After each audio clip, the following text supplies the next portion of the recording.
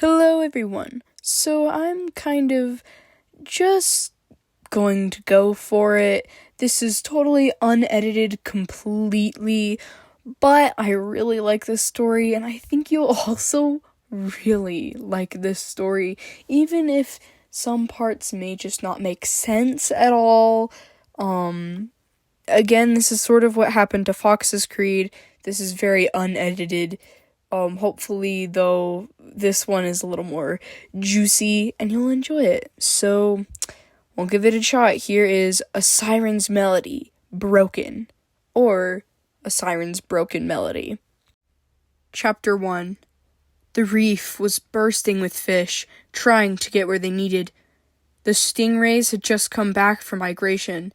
Pink dolphins were splashing up in the distance, and the sunlight was lighting up every edge of the reef. All the beautiful colors fill the water so much it hardly seems blue at all. "Drana, where are you? This isn't funny!" Jinx shouted. Her scarlet scales zipped through the coral because she was trying to reach an important place. It was hidden behind a curtain of seaweed. But Drana knew what was happening. It was definitely happening today. Her gray horns poked out of her golden brown hair and tapped against the top of the cave. Just like Jinx protected Sirens, Drana wanted to make sure these little eggs hatched safely. "Drana, what are you doing all the way out here?" Jinx cried, grabbing her by her shoulders. Drana smiled and pointed at the cubby. A moment later, tons of itty-bitty squid hatched from their eggs. "Oh, I see," Jinx sighed, looking at Drana's bright yellow eyes with his sage-green, pearly eyes. She liked how his eyes looked at her with care, instead of disgust or disappointment. Nobody liked her like Jinx did. Even if he was doing it to keep his place in his clan, he also cared about her. She kept her frill down so it wouldn't scare away the squid. It reminded her of how she hatched. Drana knew they were all curious and scared. Once they see the world, there's a hidden sense of wonder. "Well, at least you're safe. Next time tell me, okay?" Jinx said softly. Drana mused, smiling and watching the tiny hatchlings zip around the water. A pod of stingray weaved past, and Drana followed them. She whistled a little and handed one a snail. They whirled around to stop and feed, so the one she offered the food to gingerly took it. "Drana, you're adorable," Jinx sighed. "They know how to take care of themselves," he added. "So?" Drana squeaked. She was 16, and she knew how to take care of herself. "I know I still watch over you, but that's because the others haven't said I could go back to the next watching," Jinx said softly. Drana rolled her eyes. It hurt for her to speak. Maybe it was from the sharp rocks hitting her when she hatched, or maybe it was because no one interested wanted to talk with her.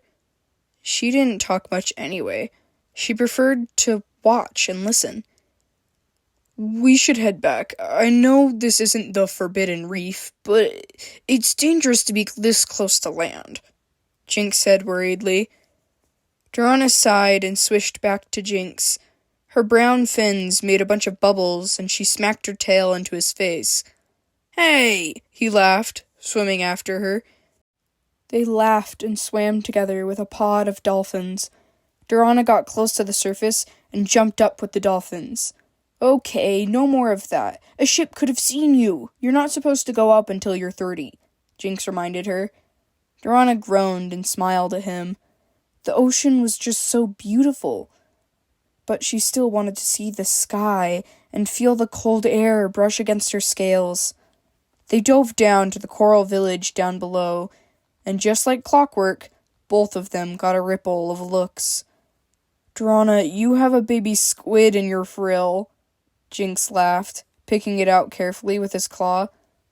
"Aw," Drana squeaked warmly, looking at the tiny, small, squishy creature.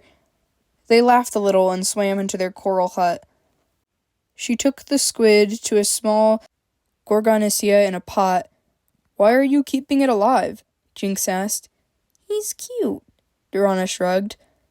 The squid climbed around in the coral, and Durana went to get a small fish from the other room. She sliced a bit off with her claw and held it out for the squid to take it. Then she ate the rest. "Okay, please stay here. I'm going on a hunting mission with some other Aquolf," Jinx explained. "Did he mean near the Forbidden Reef?" "Be careful," Durana whispered. Jinx smiled and nodded. "I will. If we don't come back by sunset, tell the chief. Do not come find us," he reminded her. Durana rolled her eyes and grinned. "You know I will," she sighed. But once he left, so did she. Durana went to the biggest, most open place in the ocean she could find and tried to use her voice. She wanted to be able to speak without it hurting. So she practiced. A whale passed by and they sang a song together, but Durana still had to cut off a few short notes. She spiraled around the whale and helped scratch his belly. She forgot about everything else. It was just too much fun. The whale went to the surface to take a breath, and Durana splashed up for a second before going back under him. The whale murmured like something was wrong, and Durana swished around and saw a ship floating in the distance. Very much way too close. Spears suddenly started getting thrown at the whale. "Move! What are you doing?" Durana cried. He tried to swim away, but the nets were getting caught in his fins. Durana was getting too close to the ship. She had to leave him and go back home. She stayed in her coral hut and fiddled with a few things until Jinx got back. "You look sad. What's wrong, Durana?" Jinx asked, tilting his head. "A ship," Durana sighed. "Did it get close?" he asked anxiously. Durana shook her head and sighed. There was a whale," she whispered, pointing out the window, as if she watched it happen from there. "Oh, I'm sorry you had to see that," Durana said softly, kissing her forehead and preparing dinner for the two of them. "What are you going to name the squid? He seems to like being around here," Jinx asked. Durana went over to the potted coral and saw the small squid still climbing around.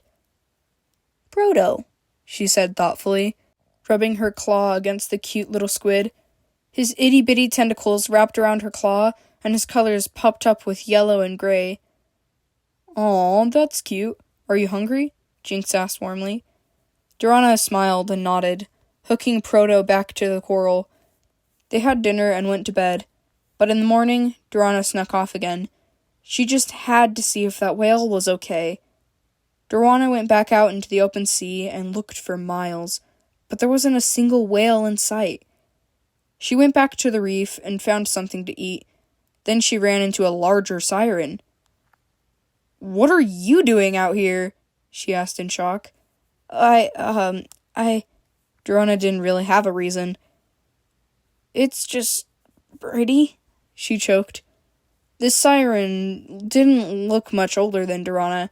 She had a small frill and dark hair, and she looked like one of those myrrh sirens. The ones that tricked with beauty instead of song. "I guess it is, huh? What's your name?" the myrrh asked. Durana," she responded softly. "You're quiet. Most sirens like to project their voices." "What's wrong?" the myrrh siren asked skeptically. Durana pointed to the small scar on the right side of her neck. "It hurts to be loud, and nobody likes talking to me anyway," Durana squeaked. "Oh, was it?" The myrrh sighed. "Sharks, during my hatching." Durana nodded. "I heard about the slip-up. He doesn't care too much and lets a whole nest to get eaten." The myrrh rolled her eyes. "I wasn't," Durana said softly. "Oh, I'm Lionfish," the myrrh said abruptly. "Oh, nice to meet you," Durana replied softly. "You too, Durana. Should we meet up again sometime?" Lionfish asked, shaking her hand. It was weird. Her hand was so soft and round. Most creatures she ever encountered had claws. Mm-hmm. Durana smiled, and they swished away. Durana! You ran off again! For hours! Do you know what could have happened to you if you got caught? Jinx cried as soon as she was in sight. I was going to tell you that today was the day where the mer sirens moved up to our reefs. It's getting difficult to keep these ships away, so a few offered to help, he explained. So that's why Lionfish was out in the reef. They had breakfast, and Durana gave Proto a bit of attention. He clung to her left frill and camouflaged the best he could to her bright red. They went to greet a few more mer sirens, and Durana gave a shy wave to Lionfish. The others were also very round and soft, like they had sailor tops and siren tails, but the Aquawolf still treated them the same. Hey, Durana, I didn't know we'd be in the same reef. It's a nice coincidence, though. Lionfish laughed. I know, Durana sighed. You already know them? Is that where you went? You said you went to Seal Reef, Jinx cried angrily. I did, she yelped. It's okay, we met on the reef. I was checking on the fish to make sure they were healthy.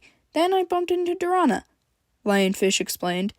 Jinx relaxed a bit and nodded. They showed Lionfish around and got to know each other better.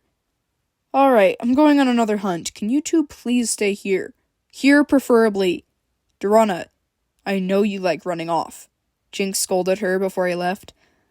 Fine, I'll stay with Proto. Durana sighed. Proto? Lionfish asked.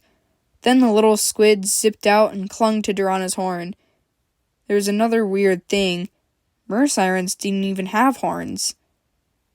He's a sticky guy, and very calm, Durana said warmly. Aw, he's cuter than my seahorse, Lionfish squealed. You have a seahorse? She laughed. They talked together a little more, until Durana knew Jinx was long gone. Do you want to swim with me? Durana asked softly. Lionfish smiled mischievously. Then they went out into the open water where Durana would practice with her voice. There was a ship once. They came and attacked a whale I was swimming with, Durana whimpered.